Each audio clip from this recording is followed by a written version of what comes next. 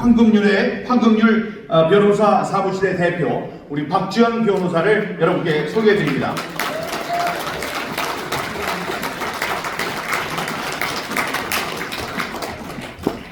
네, 반갑습니다. 박수현 변호사입니다. 그동안은 제가 항상 이런 자리에 서면은 최연소자였는데 오늘 우리 반격 있는 김성원 대표를 보니까 정말 마음이 뿌듯합니다. 사실 그동안은 나라를 지켰던 분들이 많이 이 자리에 있었는데 저 지금 뒤편에는 우리나라를 지켜야 할 분들이 있습니다. 이번에 대학생 시국선언을 주도하는 그 대학생 친구들을 제가 지금 봤는데요. 그런 친구들이기 때문에 저는 너무 마음이 뭉클합니다.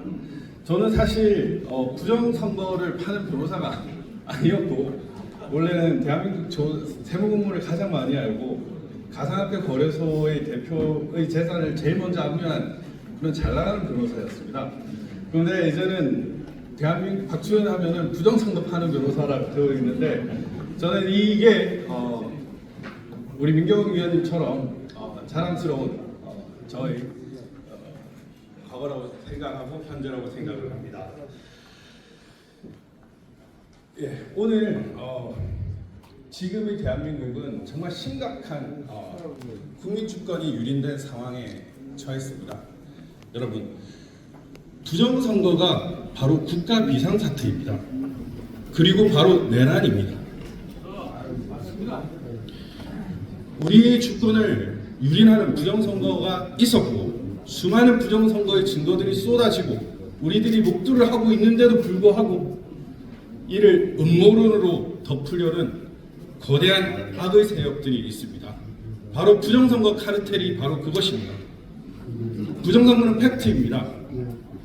그 정부는 우리 윤석열 대통령이 불법 체포로 서울구치소에 간 직후에 담화문을 통해서 발표했던 바와 같이 너무나 많습니다.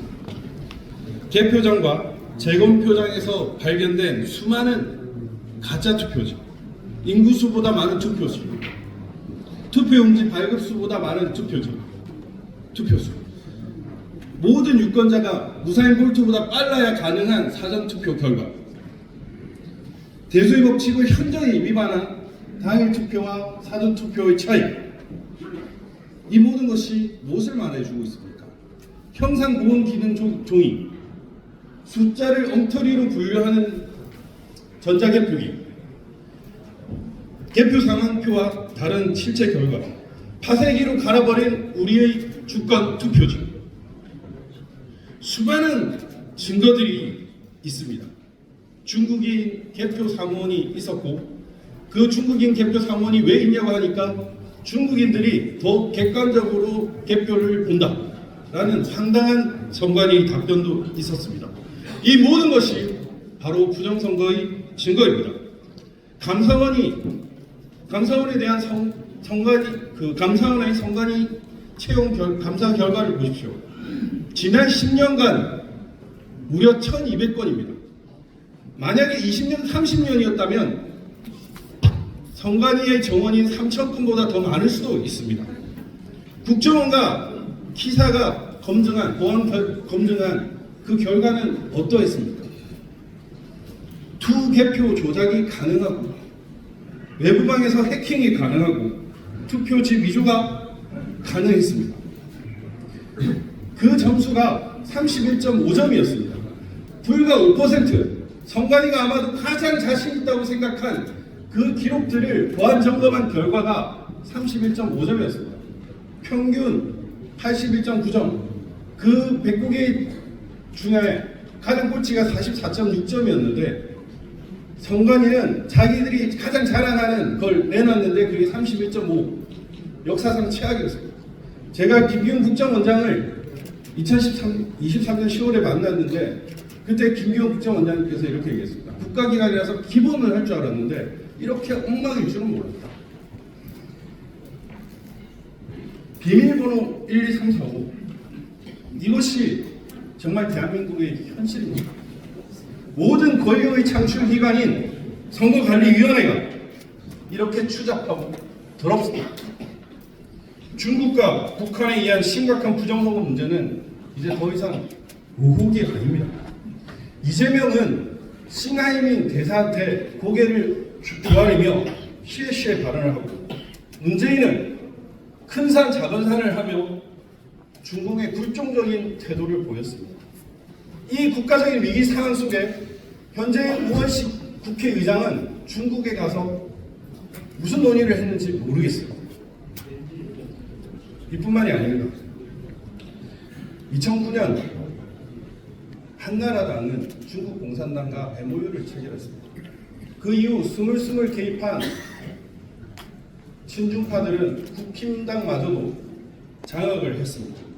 사실 국민의힘이 가장 먼저 해야 될 것은 대통령께서 비상계엄의 이유로 말을 했던 이 부정선거에 대한 진상규명 특위를 조직하고 부정선거 특검을 발의하고 부정선거 국정조사를 해야 되는 거 아니겠습니까?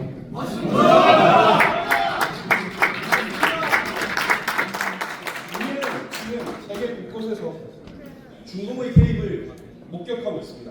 이미 캐나다 총선에서 중국이 캐나다 총선에 개입했다는 공식 보고서가 나와 있습니다. 우리나라 대부분의 언론은 침묵하고 있습니다. 미국도, 호주도, 뉴질랜드도 중국의 선거 개입이 있었습니다. 그러면 과연 상주 중국인이 100만이 넘고 조선족이 70만 명이 넘고 귀화한 중국인이 20만 명이 넘고 중국 유학생이 7만 명이 되는 우리 대한민국에 과연 중국이 선거 부정을 하지 않을까요? 하지 않을 것이란 발상을 과연 누가 하는 것입니까? 중국의 1대1로 프로젝트가 진행되는 나라에서는 대부분 부정선거가 일어나고 있습니다. AWEB이라는 단체는 109개의 나라를 기관 멤버로 두고 있는데 그중 대다수가 부정선거가 일어나고 있습니다. 이 AWEB을 통해서 친중 국가들이 수립되고 있습니다. 바로 윤 대통령 계엄군이 들어간 선거연수원에 AWEB 서울센터가 있었습니다.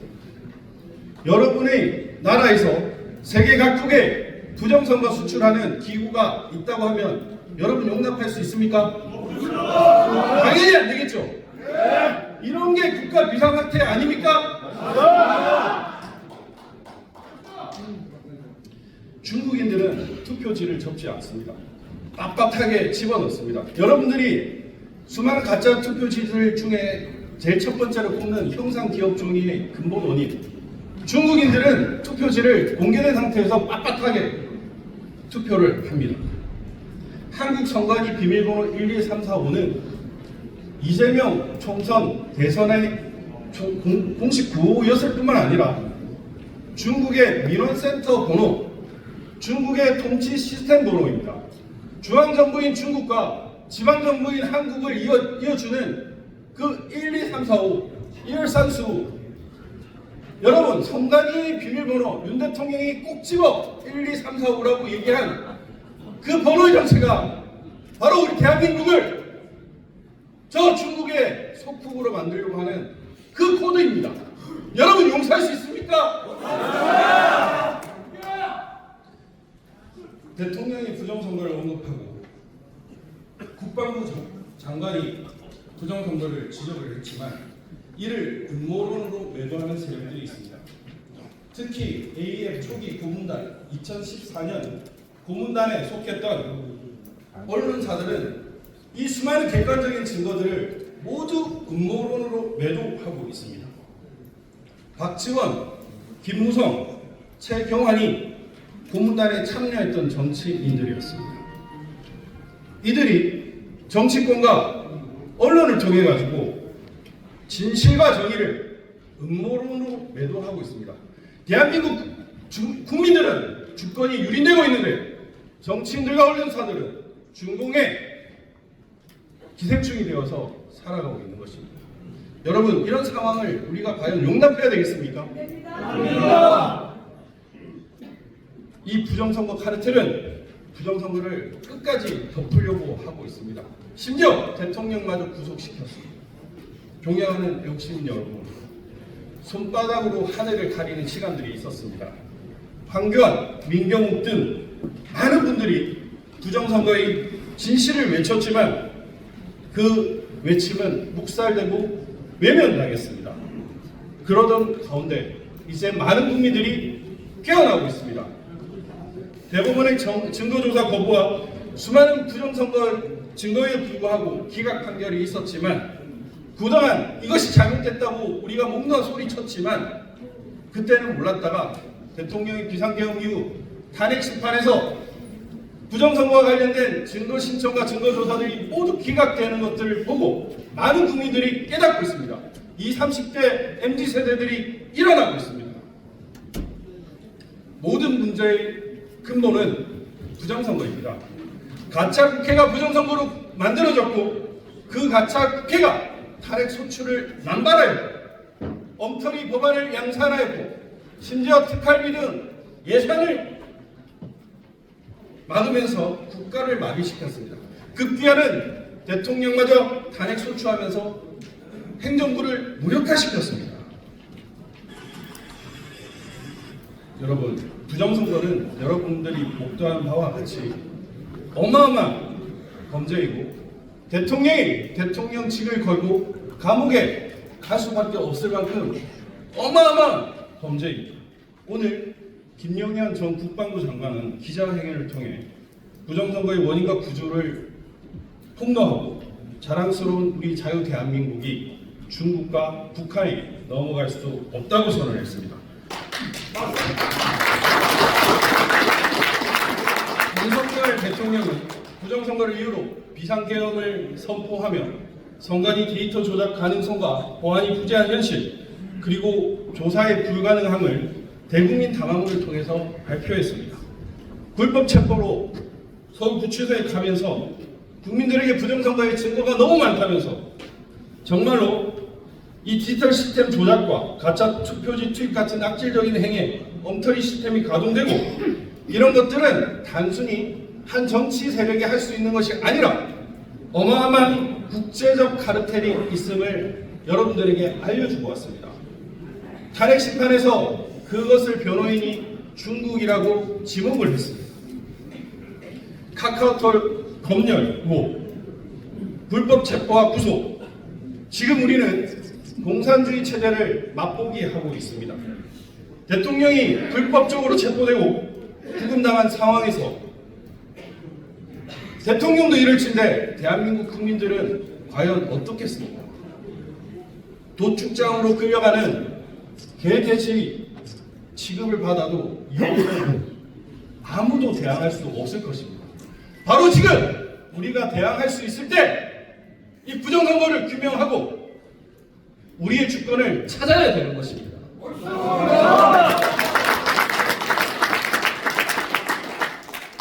존경하는 외국 시민 여러분, 지난 5년간 부정선거를 알고 나서 진실과 정의만을 바라보며 계속 달려왔습니다.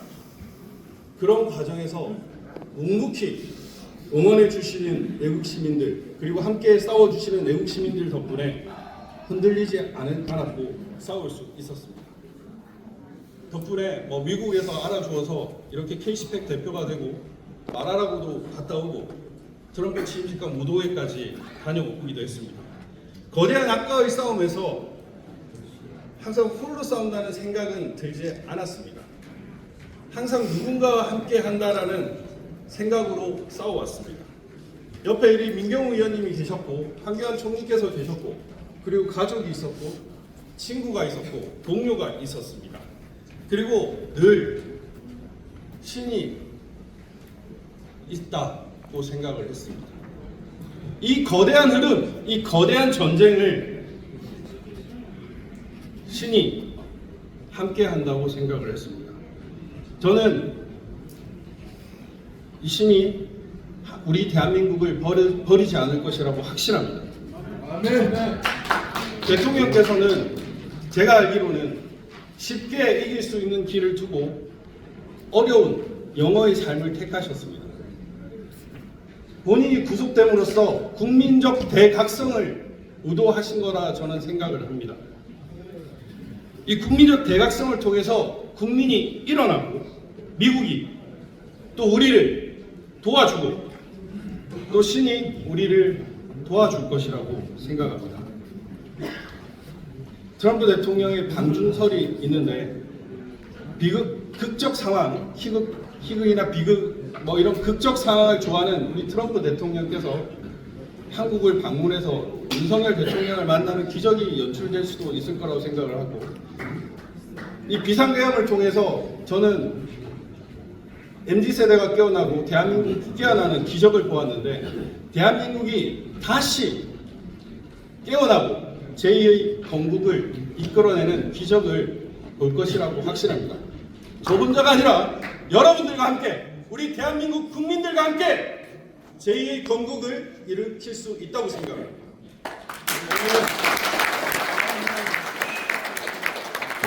프레스 코리아 여러분 감사합니다.